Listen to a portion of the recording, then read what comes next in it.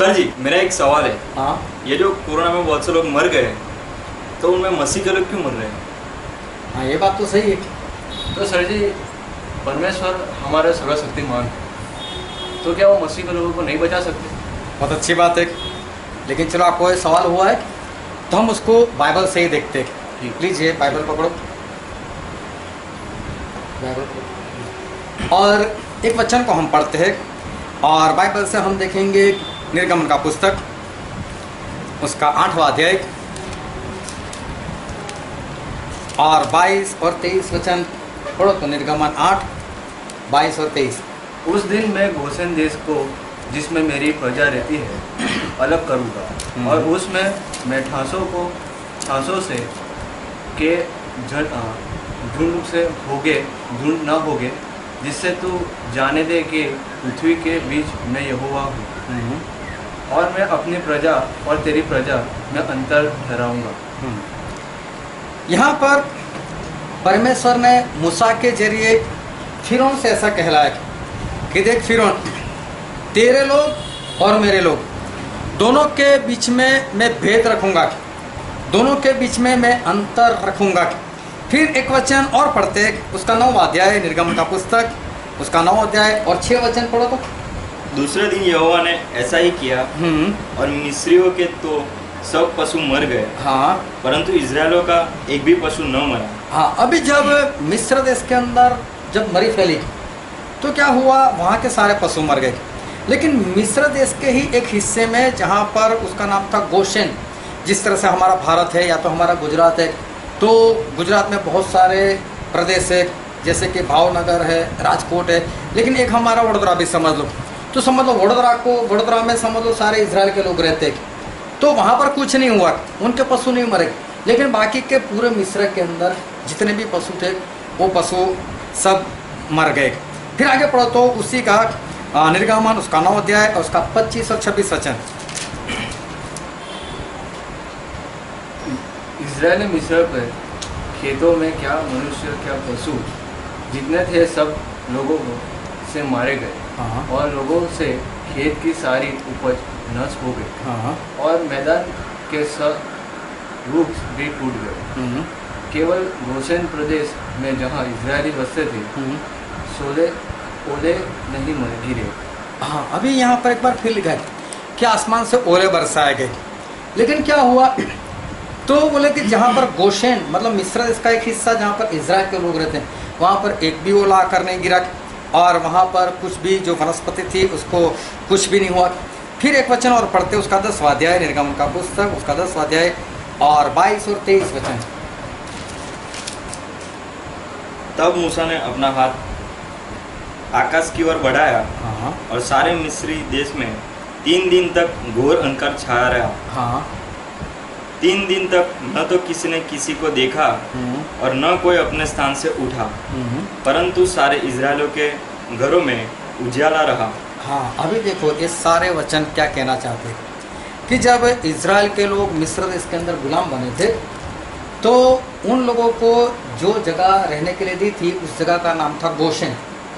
और गोशेन में जहाँ पर परमेश्वर के लोग रहते थे, तो परमेश्वर ने जो अब्राहम से वादा किया था कि 400 साल के बाद मैं इनको छुड़ाऊंगा, तो परमेश्वर ने मूसा को भेजे वहाँ पर। और मूसा को जैसे जैसे परमेश्वर बोलते गए वैसे वैसे वहाँ पर चमत्कार होते गए। तो मूसा हर बार परमेश्वर के कहने से फिर उनके पास जाते थे और फिर उनको जाकर बताते थे, देख अभी ऐसा होगा, पानी का लहू हो जाएगा, तेरे देश में मेढक आएंगे, तेरे देश में मक्खियाँ आएंगी, तेरे देश में टिड्डियाँ आएंगी, तेरे देश में ओले गिरेंगे, तेरे देश में पशु के ऊपर मरी फैलेंगी, पहिलौठे मारे जाएंगे। ऐसे बार बार परमेश्वर बोलते गए और मूसा ऐसा फिर उनको बताते गए। लेकिन परमेश्वर ने साथ में बोला था कि जो मेरे लोग हैं उनके ऊपर इसमें से कोई भी बवाल, कोई भी मुश्किलें या कोई भी विपत्ति मेरे लोगों पर मैं नहीं आने दूंगा। वो तेरी जगह पर होगा, लेकिन जहाँ पर मेरे लोग रहते वहाँ पर कुछ नहीं होगा। तो क्या होता था, समझो कि हम यहाँ पर वडोदरा में रहते तो हमारे चारों ओर मरी फैली हुई, चारों ओर बीमारियाँ हैं, चारों लोग मर रहे, लेकिन जहाँ पर इजराइल के लोग रहते थे उनको कुछ नहीं होता था। तो ये एक चमत्कार था परमेश्वर का। तो परमेश्वर ने शुरू से बोला है कि मैं मेरे लोगों और तेरे लोगों के बीच में मैं एक भेद रखूँगा। और ये एक बहुत बड़ा रहस्य है। फिरौन मतलब शैतान, और शैतान का राज आज पूरी धरती के ऊपर है। और बाइबल से एक वचन पढ़ो, पहला यूहन्ना उसका 5वां अध्याय और उसका 19 वचन।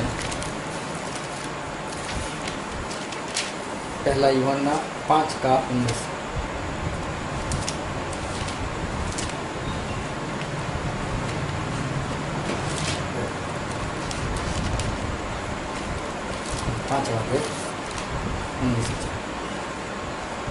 हम जानते हैं कि हम परमेश्वर से हैं और सारा संसार उस दुष्ट के वश में पड़ा है। हाँ, सारा संसार उस दुष्ट के वश में पड़ा है। वो दुष्ट मतलब शैतान, ये पूरी धरती जो है वो शैतान के वश में है। लेकिन हम परमेश्वर के लोग हैं। तो परमेश्वर के लोग और शैतान के लोग दोनों में अंतर होना चाहिए। परमेश्वर बोलते हैं मैं मेरे लोगों को सबसे अलग रखूँगा, तो परमेश्वर के लोग वो अलग दिखने चाहिए, और शैतान के लोग जो है मतलब फिरौन के लोग जो है वो भी अलग होने चाहिए। तो परमेश्वर ने पहले से बोला था कि मैं मेरे लोगों को अलग रखूँगा। अभी जिस तरह से ये सवाल हुआ कि कोरोना में मसीह के लोग क्यों मर गए, तो सवाल बहुत बड़ा है और बहुत ही बढ़िया सवाल है कि सही बात है कि कोरोना जिसको मारे उसको, लेकिन मसीह के लोग क्यों मर रहे हैं। और फिर सवाल ये है कि हमारा परमेश्वर सर्वशक्तिमान है, तो फिर परमेश्वर अपने लोगों को क्यों नहीं बचा रहे, चाहे कितनी बड़ी महामारी हो एक, लेकिन अपने लोग तो बचने चाहिए, परमेश्वर के लोग तो बचाए जाने चाहिए। तो ऐसा क्यों नहीं हो रहा है, क्यों मसीह के लोग मर रहे, क्यों पास्टर लोग मर रहे, क्यों सेवक लोग मर रहे। तो सही बात ये सवाल मुझे तो ऐसा लगता है कि सारे मसीह समाज को एक सवाल होना चाहिए था कि हम लोग क्यों मर रहे। आज देखो कितने लोग जो है वो इसी तरह से वो मारे जा रहे हैं, लेकिन बाइबल जो है उसमें सच बात लिखी हुई, और सच बात जो होती है वो हमेशा कड़वी लगती है। सच्चाई ये है कि मसीही लोग और मसीह के लोग दोनों में बहुत अंतर है। मसीही लोग मतलब वो लोग जो मसीही धर्म को मानते हैं, मसीह के लोग मतलब जो प्रभु यीशु मसीह के हैं। तो दोनों में बहुत अंतर है। कैसा अंतर है कि जो मसीह धर्म को मानते हैं वो तो एक धर्म की पालना करते और वो अपने बनाए हुए रीति रिवाजों के ऊपर चलते, लेकिन जो मसीह के लोग हैं वो मसीह की बातों को मानते, और मसीह की बात मतलब बाइबल की बात। और जितने मसीह के लोग हैं वो मसीह जैसा कहते हैं वैसा जीवन जीते, वो संसार में जीवन नहीं जीते। संसार तो शैतान का है और शैतान इस संसार में राज कर रहा है, और पूरा संसार शैतान के वश में। वो लोगों को बोलता है फिल्म देखो, लोग फिल्म देखते, तो मसीही लोग भी फिल्म देखते, लोग न्यूज़ देखते तो मसीही लोग भी वो तो न्यूज़ देखते, लोग सीरियल देखते तो मसीही लोग भी सीरियल देखते, लोग कॉमेडी वीडियो देखते तो मसीही लोग भी देखते। तो मसीही लोग और संसार के लोग कुछ अंतर तो होना चाहिए, लेकिन अंतर दिख नहीं रहा है। मसीह के लोग होने चाहिए, मसीह के लोग मसीह की बातें मानते, मसीह के पीछे चलते। तो वो लोग क्या करते कि जैसा बाइबल कहता है ना वैसे ही जीवन जीते। तो देखो वो लोग कैसे जीवन जीते हैं। तो एक वचन और पढ़ो, पहला तिमोथी उसका 2 अध्याय और 9 वचन।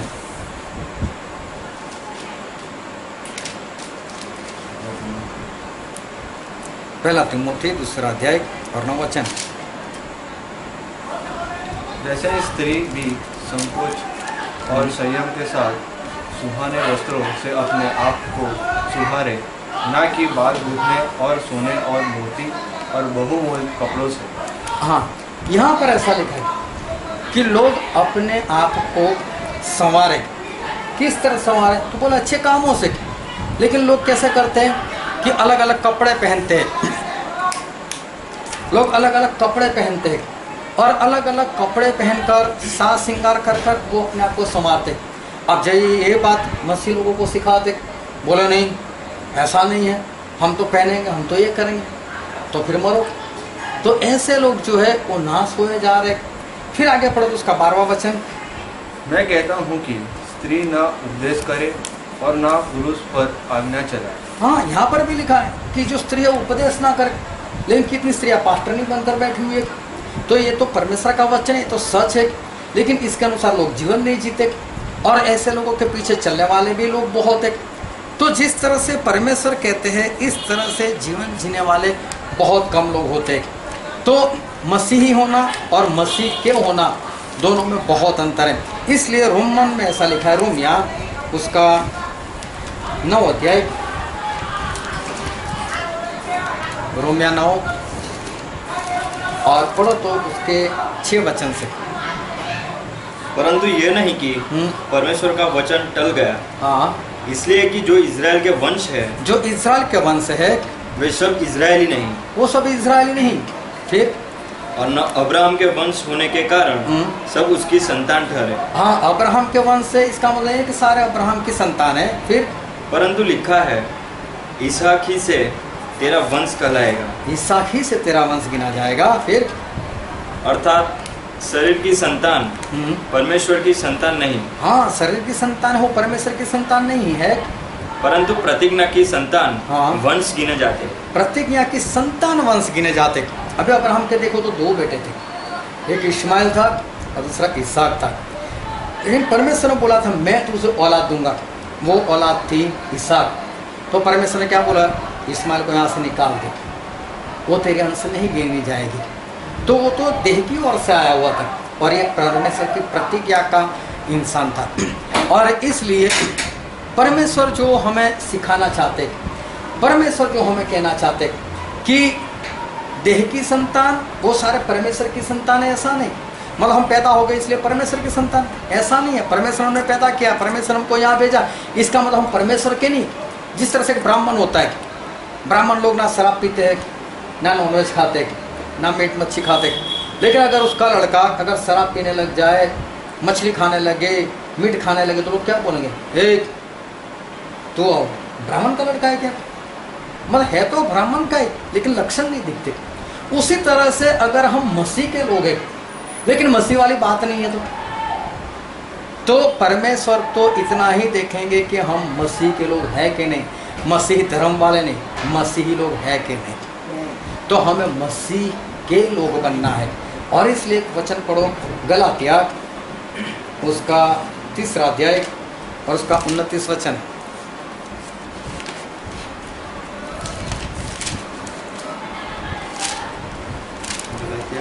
का 29। और यदि तुम मसीह के हो, यदि तुम मसीह के हो तो अब्राहम के वंश, तो अब्राहम के वंश और प्रतिज्ञा के अनुसार वारिस भी हो। और प्रतिज्ञा के अनुसार वारिस किसके हैं? मसीह के। ऐसा लिखा है, मसीही हो, मसीह के है, मसीह के है तो हम अब्राहम की संतान। फिर एक वचन और पढ़ो, 1 कुरिन्थी उसका 15 अध्याय और 22 से पढ़ो तो। और जैसे आदम में सब मरते हैं, वैसे ही मसीह में सब जिलाए जाएंगे। हाँ, मसीह में सब जिलाए जाएंगे। हाँ, परंतु हर एक अपनी अपनी बारी से। हाँ, सब अपने अपनी बारी से जिलाए जाएंगे। पहला फल मसीह, पहला फल मसीह, फिर मसीह के आने पर उसके लोग, फिर मसीह के आने पर मसीह के लोग। मतलब ऐसा लिखा है कि मसीही लोग जिंदा किए जाएंगे? नहीं, मसीह के लोग। मतलब मसीह धर्म मानने वाले तो हजारों लाखों करोड़ों लोग हैं, गिन नहीं सकते इतने। उनसे परमेश्वर को कोई लेना देना नहीं, मसीह के लोग होने चाहिए। तो जो सवाल हुआ है कि कोरोना में क्यों मसीह लोग मरते, तो मसीह लोगों से परमेश्वर को लेना देना नहीं, मसीह के लोग होने चाहिए। मसीह के लोग नहीं मरेंगे, वो चाहे बड़ा पास्टर हो, लेकिन मसीह का नहीं तो मरेगा। मसीह का होना मतलब परमेश्वर के खास लोग होना। और एक वचन पढ़ लो, 1 पत्रस उसका 2 अध्याय उसका 9 वचन।